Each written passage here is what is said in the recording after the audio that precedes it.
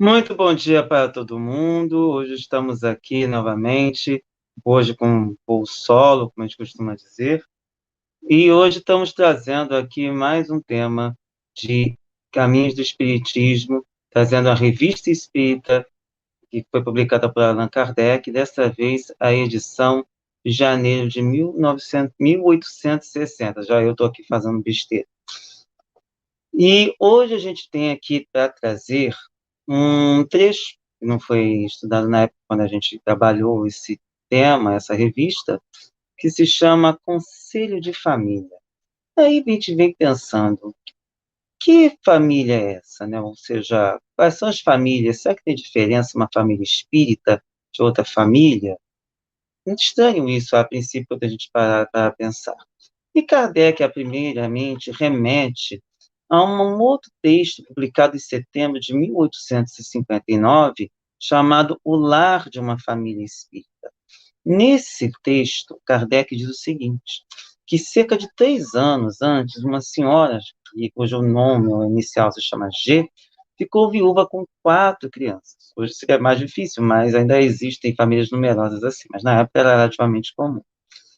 O filho mais velho é um rapaz amável de 17 anos e a filha mais moça, uma encantadora menina de 6. Então, temos aí crianças ou jovens de 6 a 17 anos compondo essa família, além da própria mãe.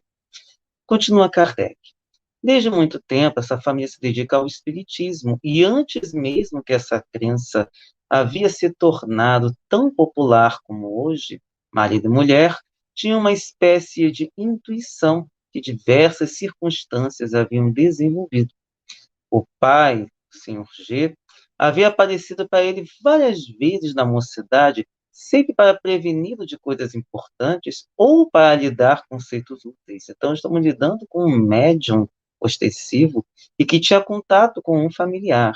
Muito interessante. Provavelmente muitas pessoas também têm isso e que age de maneira bastante intuitiva com relação a esse tema. Continua Kardec. Fatos semelhantes também se haviam passado entre os seus amigos, de sorte que para eles a existência de além-túmulo não era objeto da menor dúvida, assim como não o era a possibilidade de nos comunicarmos com nossos entes queridos. Então, nós temos aí uma coisa importante, a reflexão necessária para nós entendermos a questão da mediunidade, e que era difundida talvez não com esse nome, mas que pelo menos é encarada com naturalidade por algumas pessoas. Continua Kardec.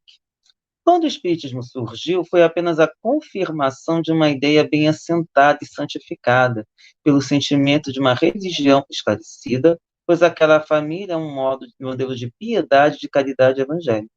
Eles já eram adeptos desses valores, considerados cristãos em uma seu maior grau máximo, e atuavam dessa maneira, da melhor maneira possível. Continua Kardec. Na nova ciência, aprenderam os meios mais diretos de comunicação.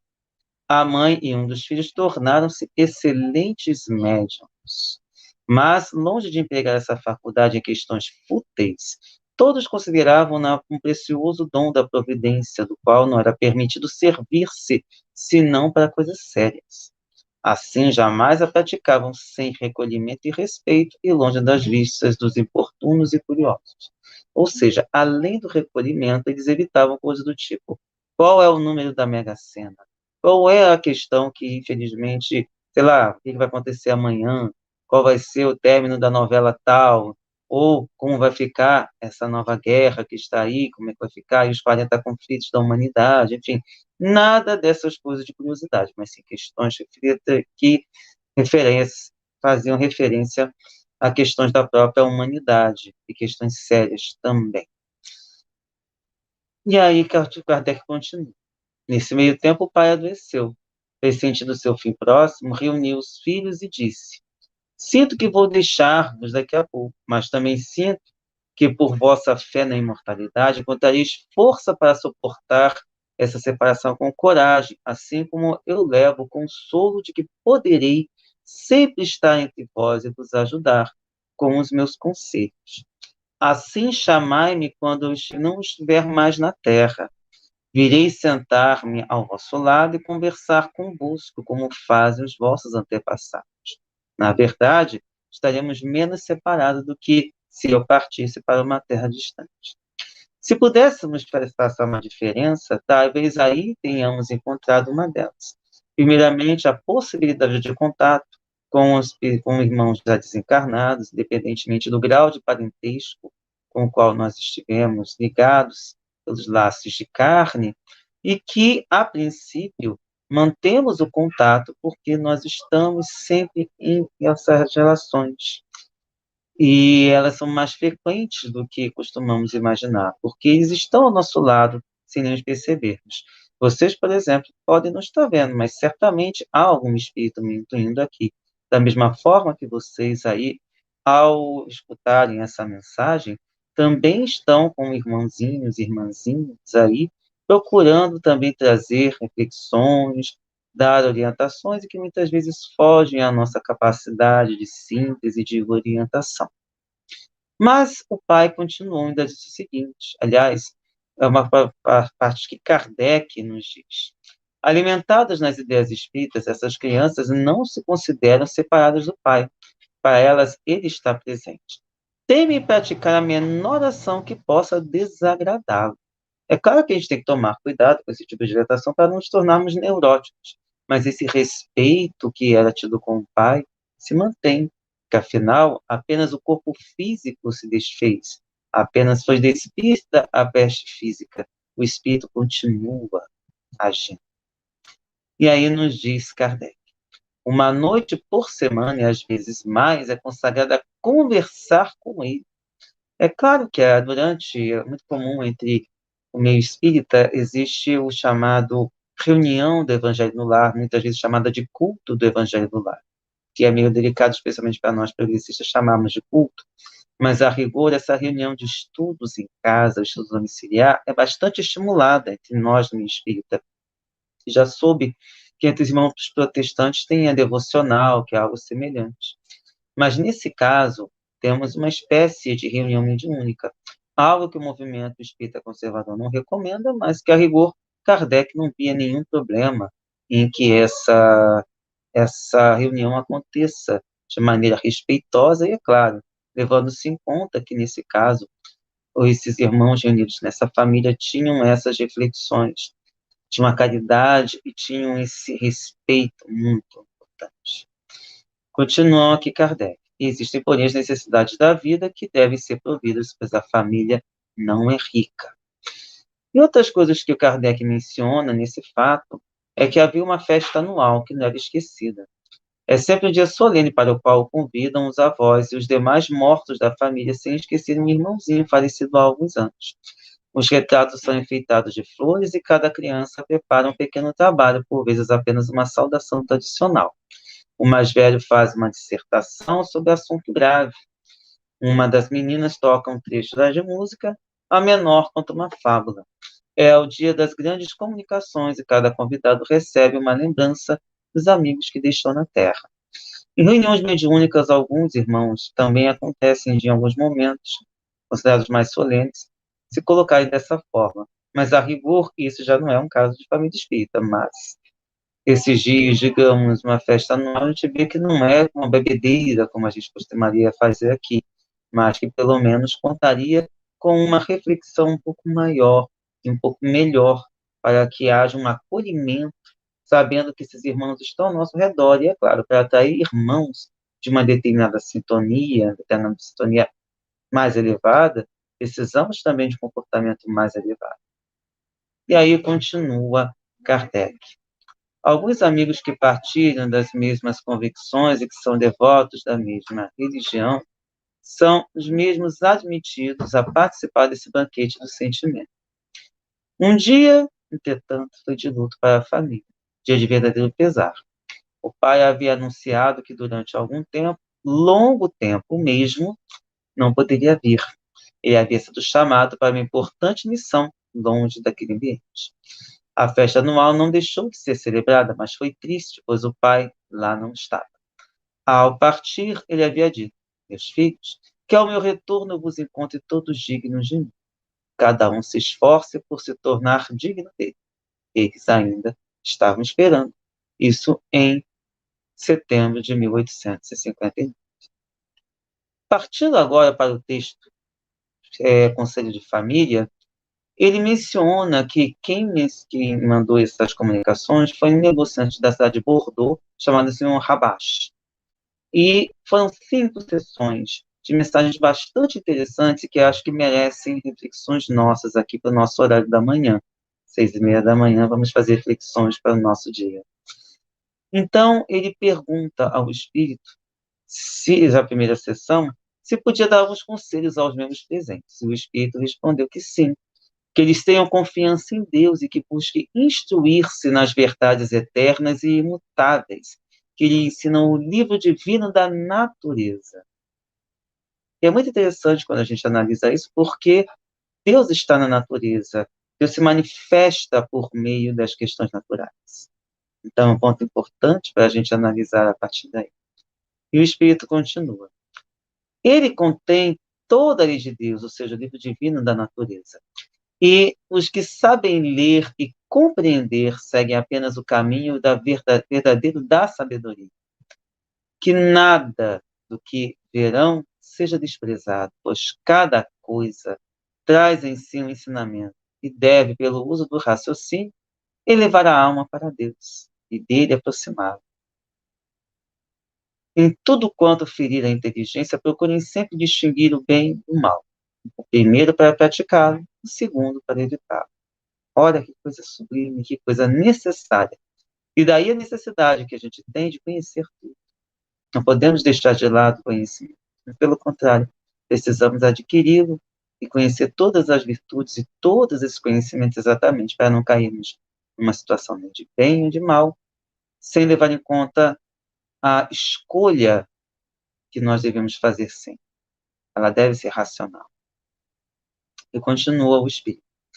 Que antes de formular um julgamento, voltem sempre o pensamento para o eterno. Isto está em destaque. Que os guiará ao bem e não os enganará jamais. Ou seja, nós precisamos elevar nosso pensamento antes de tomar qualquer atitude. E especialmente para saber como agir. E se julgar, é claro, a gente tem de levar em conta de maneira bastante delicada, que não é simples. Na segunda sessão, o Espírito disse o seguinte: se me amais, procurai instruir-vos. Só aí já daria um seminário para a gente parar para pensar, porque o conhecimento que o mundo nos proporciona é importantíssimo. E se levarmos em conta também na primeira comunicação, que falou do livro divino da natureza, olha quanta coisa nós temos a investigar e quanta coisa nós podemos adquirir a partir daí. E aí nos diz ainda: reuni-vos muitas vezes com esse pensamento e ponde vossas ideias em comunhão, ou seja, vamos nos reunir em pensamento para isso. Vamos envolvermos-nos numa espécie de uniformidade de pensamentos. Somos mais fortes assim. Continua o Espírito. É um excelente meio, pois em geral só intercambiamos coisas que julgamos boas. A gente se envergonha das más. Assim, são guardadas em segredo ou só são comunicadas aos que queremos tornar cúmplices. A gente vê por aí realmente. Enquanto a gente ainda tem dificuldade para lidar com esse tema, com essa situação. Continua Kardec. Distinguem-se os bons dos maus, aliás, o Espírito. Distinguem-se os bons dos maus pensamentos, porque os primeiros, ou seja, os bons pensamentos, podem, sem receio, ser transmitidos a todo mundo, aos passos que os maus pensamentos não poderiam, sem perigo, ser comunicados senão a alguns. E daí o cuidado de a gente poder também separar os pensamentos que nós estamos recebendo ou estamos produzindo. Continua o Espírito. Quando vos vier um pensamento para julgar de seu valor, perguntai-vos se podeis torná-lo público sem inconveniente, se não produzirá nenhum mal. Olha quantas guerras seriam evitadas. Olha quantas confusões seriam evitadas. Especialmente nesse momento de redes sociais, em que as pessoas se atrapalham, se atravancam, se guerreiam, se cancelam. Quantas coisas seriam evitadas se procurássemos respeitar e tivéssemos esse cuidado. E aí continua esse espírito. Dai-vos bons conselhos mutuamente, e nisto só tendo em vista o bem daquele a quem os dais, não o vosso. Ou seja, vamos pensar, tudo bem, é importante se colocar no lugar do outro, sim, mas será que o conselho que você receberia, gostaria de receber o mesmo que ele vai precisar, que vai gostar, ou necessita daquele conselho? É algo para se pensar realmente. Continua o Espírito. Vossa recompensa estará no prazer que experimentais em ser úteis. Precisamos também pensar nisso. Qual a utilidade nossa no planeta? De que forma nós podemos nos tornar ainda mais úteis, como nós estamos fazendo aqui com o canal Paz e Bem? Continuando. A união dos corações é a mais fecunda fonte de felicidades. Se muitos homens são infelizes, é porque só procuram a felicidade para si mesmos. Olha o problema do egoísmo aí. Pensando não só no egoísmo pessoal, mas egoísmo de classe, egoísmo de estados, de elites ou de classes sociais. Continuando. Digo a felicidade, não a fortuna, porque até aqui esta última, ou seja, a fortuna, só tem servido como sustentáculo à injustiça. O objetivo da existência é a justiça. Esse conselho é de 1860. Estamos em 2022, parece que ainda não levamos em conta esse conselho. Talvez seja interessante a gente divulgá-lo para que a gente possa pensar. Até porque a fortuna, nesse caso, não é o destino, mas é o dinheiro realmente. E aí continua o Espírito. Olha, se a justiça fosse praticada entre os homens, e o mais afortunado seria aquele que realizasse o maior número de boas obras. E geralmente os que têm grande fortuna realiza aquele bem assim, tá? Eu tenho muito dinheiro, vou ajudar, vou me promover. E a gente se esquece, especialmente para quem estuda Evangelho segundo o Espiritismo, diz lá que não saiba a vossa mão direita o que faz a vossa mão esquerda. E aí a gente tem que analisar de que forma a gente deve fazer o bem. É no silêncio, é no cuidado, é no escurinho. E fazer o bem sem o desejo do retorno, sem o desejo de ser retribuído. Continua. E é claro, lembramos também do chamado óvulo da viúva, em que a gente tem aí aquela questão de você doar até o limite da sua capacidade. No caso do óvulo da viúva, tem a ver com você doar mais do que você doaria em sã consciência ou em condições normais de temperatura e pressão. Mas essa doação é mais valiosa porque a pessoa doa aquilo, inclusive, que ela necessita. Vamos chegar ao momento que, se Deus quiser, que não precisaremos disso. Mas, a princípio, esse é o caminho que o Espírito também nos diz. E ele diz mais ainda. Se, pois, quiserdes tornar-vos ricos, meus filhos, praticai muitas ações boas. Pouco importa os bens do mundo. Não é a satisfação da carne que se deve buscar, mas a da alma. A satisfação da carne é efêmera. A satisfação da alma é eterna. E essa satisfação da alma está em fazer o bem e não em receber. Na terceira sessão, nós temos o seguinte. Temos de confiança em Deus, que jamais abandona os que fazem o bem. Aquilo que julgais o mal, com frequência, só o é em relação às vossas concepções. E por que isso? A gente lembra daquele velho ditado, há males que vêm para o bem. Isso porque a nossa concepção sempre é da vida física. Nós precisamos pensar no mal, no bem ou no mal, sempre com relação à vida espiritual, que é eterna. Pelo menos para nós espíritas, que somos reencarnacionistas, ou podemos dizer em outros termos, pensamos na pluralidade das existências, nós vamos estar sempre encarnando e reencarnando e lidando com essas visões. Então, tudo que é aquilo que acontece na carne é passageiro, temporário. E aí, continuando. Também, às vezes, o mal real vem apenas de um desânimo ocasionado por uma dificuldade, que a calma de espírito e a reflexão teriam evitado. Ou seja, muitas vezes é uma distração nossa.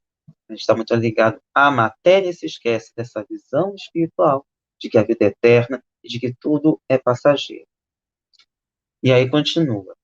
Assim, refleti sempre, como já vos disse, reportai tudo a Deus.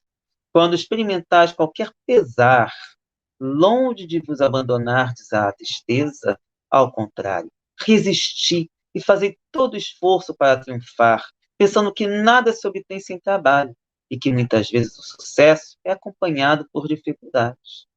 Invocai o auxílio dos espíritos benevolentes. Eles não podem, como vos ensinam, fazer boas obras em vosso lugar, nem obter algo de Deus para vós, pois é preciso que cada um conquiste por si mesmo a perfeição a que todos estamos destinados, mas podem inspirar-vos o bem, sugerir-vos conduta conveniente e ajudar-vos com o seu conforto. Como? Pela intuição. Nós todos temos essa capacidade intuitiva desenvolvida.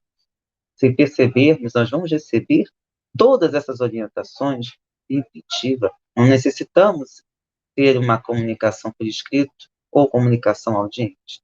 Os espíritos estão ao nosso lado, procurando trazer todas essas informações, o tempo todo. Mas o espírito ainda diz mais.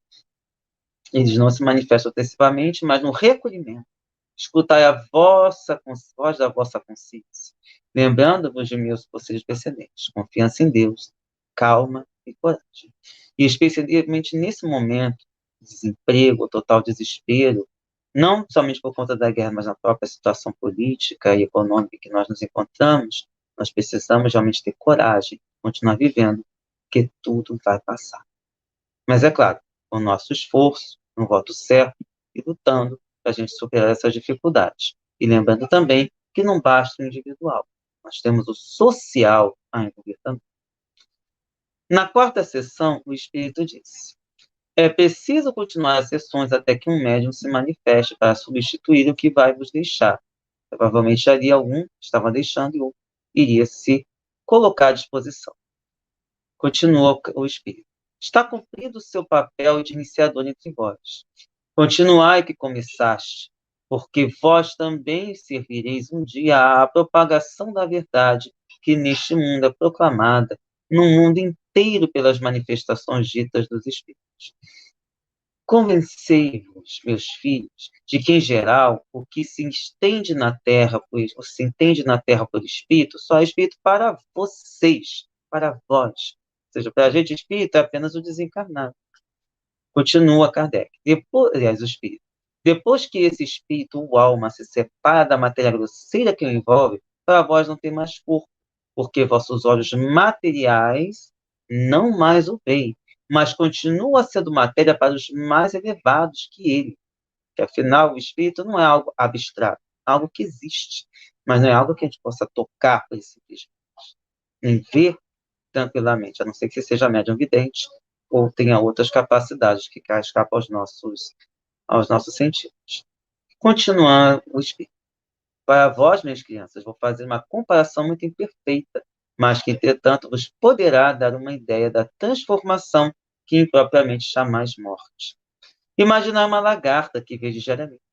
Esgotado o tempo de sua existência nesse estado, ela se transforma em crisálida. Passa algum tempo nesse estado e depois, chegado o momento, se despoja de seu envoltório e dá origem a uma borboleta que voa. Ora, a lagarta, ao deixar a sua natureza grosseira, representa o homem que morre. A borboleta representa a alma que se eleva. A lagarta arrasta-se no chão. A borboleta voa para o céu. Mudou de matéria, mas ainda é material. Se a lagarta raciocinasse, não veria a borboleta. Entretanto, teria saído da carapaça apodrecida da crisálida.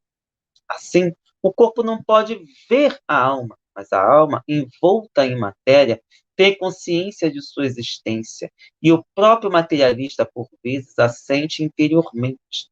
Então, seu orgulho o impede de concordar, e ele fica com sua ciência sem crença, sem se elevar até que, enfim, chegue a dúvida.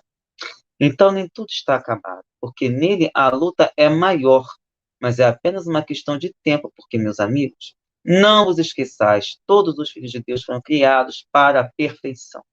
Felizes os que não perdem tempo pelo caminho. A eternidade é feita de dois períodos. o das provas, que poderíamos chamar de incubação, e da eclosão, ou da estada na vida verdadeira, de chamar de felicidade dos eventos. Então, o Espírito coloca primeiramente aqui a necessidade de entender que o Espírito é alguma coisa. E que, além disso, aqueles que seriam como a lagarta que se arrastam, materialistas que não entendem isso, em algum momento vai ter a dúvida, ué, existe ou não vida após a morte? É claro que as religiões, no geral, já trazem isso de alguma forma, mostrando que a morte não existe.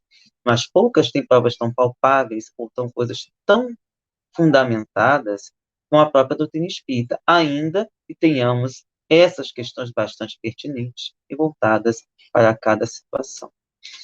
E ainda tem essa outra coisa, né, que os espíritos colocam, que nós ainda estamos passando por períodos de provas e de expiações, que tem a ver com sofrimentos e dores pelas quais ainda temos que passar. Mas que, passado isso, nós teremos condições de progredir, evoluir, sem precisar sentir dor, sentir situações como essas pelas quais nós estamos passando neste momento. E a quinta e última sessão diz o seguinte: vejo com satisfação que começais a refletir nos avisos e conselhos que eu vos dou. Isso é importante porque, no geral, a gente lê e deixa para lá. Mas é importante que a gente analise e também comece a analisar olhando para nós. Continua o Espírito. Sei que para o atual desenvolvimento da vossa inteligência há simultaneamente muito assunto para reflexão. Devo, porém, aproveitar a ocasião para que se apresenta, pois em poucos dias esse meio não mais estará à minha disposição. E era necessário ferir a vossa imaginação, de maneira a vos sugerir o desejo de continuar as vossas sessões, até que algum de vós possa substituir o médium atual. Espero que estas poucas sessões, e sobre as quais vos incito a meditar demoradamente, tenham sido suficientes para despertar vossa atenção e o desejo de aprofundar mais esse vasto assunto de investigações. Isso é importante porque, quando a gente tem um horário certo, um dia certo, no geral, os espíritos também se organizam para ir ao nosso encontro. É como acontece numa aula, como acontece, por exemplo, neste momento, o programa que vai às 6:30 da manhã, mas é claro, tem outros momentos em que também temos esses contatos. E aí continua o espírito. Tomai como regra jamais procurar satisfazer uma vã curiosidade, mas vos instruirdes e vos aperfeiçoardes. É inútil vos preocupardes com a diferença que possa existir entre o que vos ensinarei e o que sabeis ou julgais saber. Isso é importante.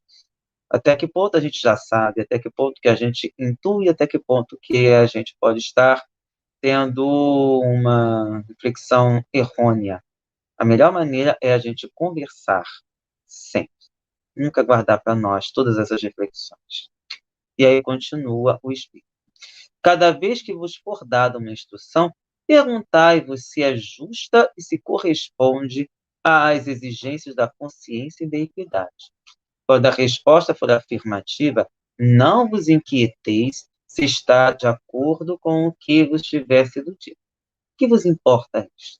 O importante é o justo, o consciencioso e o equitativo. Tudo quanto reúne as condições é de Deus. Ou seja, tudo aquilo que é justo, consciencioso e proporciona essa equidade é divino. Obedecer a uma boa consciência, só fazer coisas úteis, evitar tudo quanto sem ser mal, não tem utilidade. Mentira, por favor, gente.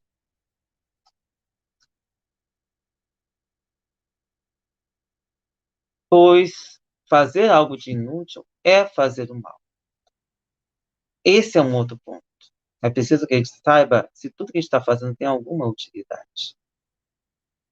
Outra coisa que ele coloca: evitar escandalizar, mesmo pelo vosso aperfeiçoamento.